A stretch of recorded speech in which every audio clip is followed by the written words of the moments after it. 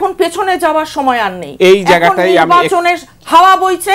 এখন ভাই ওই পিছনের কথা ভুলে যান, পিছনের কথা হয়ে গেছে।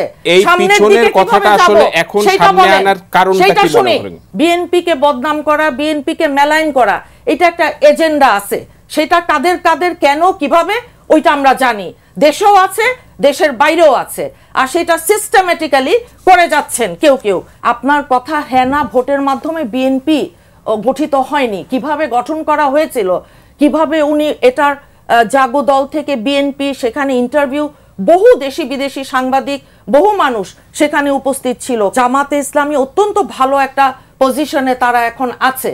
এখন কোনো কারণে তারা যে এই কথাটা বলে কি আসলে হাসিল করবার বিষয় আছে এটা আমরা বুঝতে পারছি না। যেমন সংবিধান কোনো ধর্মগ্রন্থ নয়, আবার সংবিধান একটা রাষ্ট্রের মূল আপনার একটা দলিল আইনের, যে কি কি কারণে কেন কিভাবে একটা দেশ চলবে মোটা দাগে লেখা আছে সেখানে।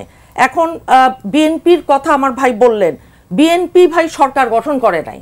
বিএনপির কোনো কথাতেই বিএনপির ঘাড়ের উপর দোষ দেয়া, বিএনপি মাইক্রোস্কোপের আন্ডারে আছে।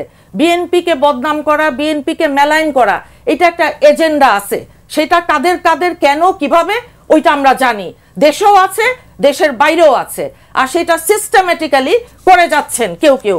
আপনার একটা দুটো প্রশ্নের উত্তর তো আমাকে দিতে হবে। আমি একদম সংক্ষেপে দেখেন, আপনি আমাদের শহীদ প্রেসিডেন্ট জিয়াউর রহমানের কথা বলেছেন। সেই গণভোটটা ছিল এমন একটা অবস্থার পরিপ্রেক্ষিত, আমি ইতিহাস আপনি জানেন, আমিও জানি। দেখেন সামরিক শাসনের প্রতি জনগণের সমর্থন ছিল কিনা, মানে একজন রাষ্ট্রপতি হিসাবে উনি যখন আসলেন সেনা প্রধান থেকে, সেই বিষয়ে ওই ভোটটা ছিল।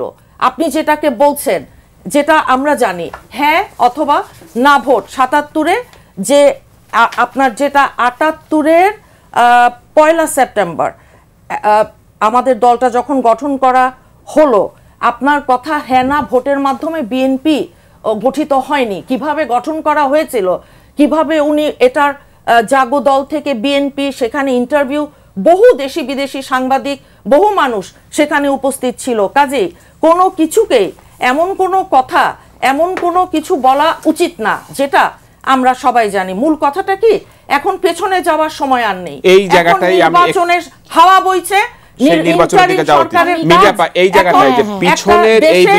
গণতন্ত্রের অভিযাত্রায় আমরা যে উঠেছি, এখন ভাই ওই পিছনের কথা ভুলে যান, পিছনের কথা হয়ে গেছে। এই পিছনের কথাটা আসলে এখন সামনে আনার কারণটা কি মনে করেন?